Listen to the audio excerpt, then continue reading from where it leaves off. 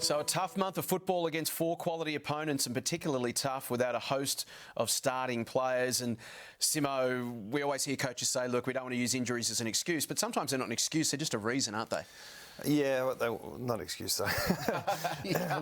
What we did do, I suppose, is we got to expose our list again to more adversity. And for all the games that we lost, I mean, the Essendon game was a bit of a debacle, and the boys are putting it down to my pre-game speech. What was the thrust of that? Well, I think it was probably two. And when I try and wind the boys up, they go poorly. So the more entertaining I am, the better they play. So obviously it wasn't as entertaining as they would have liked. So in your pre-game these days, you go out of your way to try and lighten the mood and make it funny and enjoyable? Oh, not funny. I think the player, they're under so much stress and expectations of everything as an AFL player. It's just gone to a level which, you know, sometimes can be really hard to deal with. So, excuse me, pre-game, to add to that stress is really difficult. So to try and relax the boys a little bit is probably my focus now rather than rev them up. You mentioned in that press conference that, you know, you had to find a way to stop getting beaten around the contest. It happened 3 weeks in a row. How did you guys go about fixing that?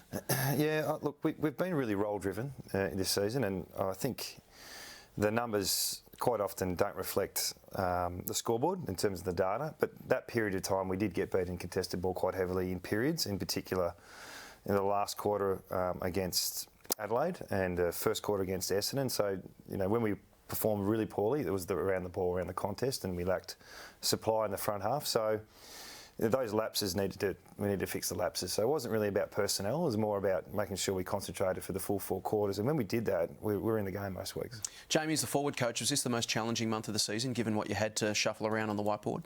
Yeah, it was difficult. Obviously, Kennedy and Darling were in such good form leading into the bye, and without those guys in the team, especially JD in the form that he was in, it was difficult. But there was ripple effects because we put Gov forward and we needed another target there, and Barrass was injured, so it took away with what we had down back. So you tried to shuffle some personnel. So yeah, it was harder, and we were young and inexperienced down forward, so we were relying on, I suppose, too few, and we needed our young guys to stand up. So it was a difficult period, but at the end of the day, it was great learning for the boys because they got opportunities. I think Brander debuted, and it was a tough night up at Sydney for him, but he got to experience that. And yeah, like Simo said, all squad mentality. We just couldn't quite get the job done. So from 10-1, Simo, to losing 3 on the trot, how did it affect the confidence of the group? Did it damage the confidence? No, not really. I think the players have been pretty resilient this year, and the adversity they've confronted in the last 4 years, I think, really paid back our players with their maturity. And Shannon Hurn's a fantastic leader. He's a very straight, up and down man, and I think that's actually starting to reflect our playing group and how they don't seem to be too jaded with adversity. And that's obviously, I've said this a couple of times, it's paid us back later in the year when we've hit some issues with the scoreboard. We don't tend to deviate, and we play our way, whereas in the past maybe we try and fix things in the coach's box, and albeit we do try and help sometimes, but the players are working it out themselves, and I think once you see that, you know you're sort of on the right track. The old truism that you learn more from losing than you do from winning. What did you guys learn in that 3-week period? Oh, it's a tough season, so you can't win every game, and we didn't really deviate during the week. We stayed on task with the way we prepare, the way we review training, the way we review games. We didn't go on the emotional roller coaster. We stayed steady, and I think the players appreciated that. And it's always important that you try and create a bit of a sanctuary at the club, and that's what we did.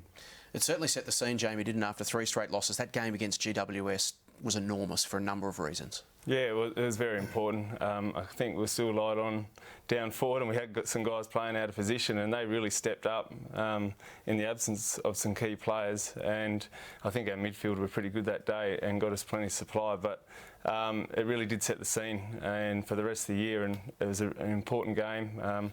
We were backs against the wall, I suppose, and we're in a position that we hadn't experienced all year because we were in pretty good form leading into that.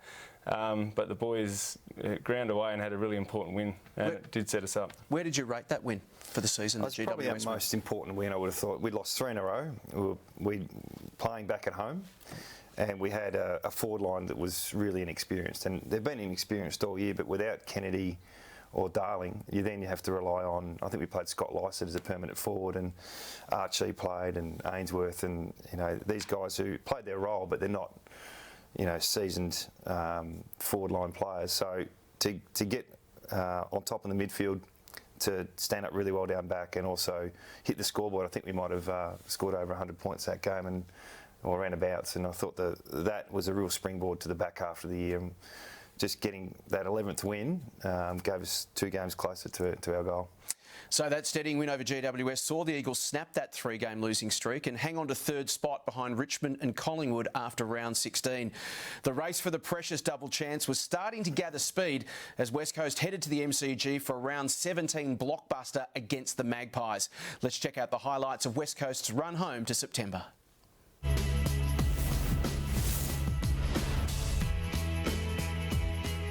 Round 17 saw West Coast return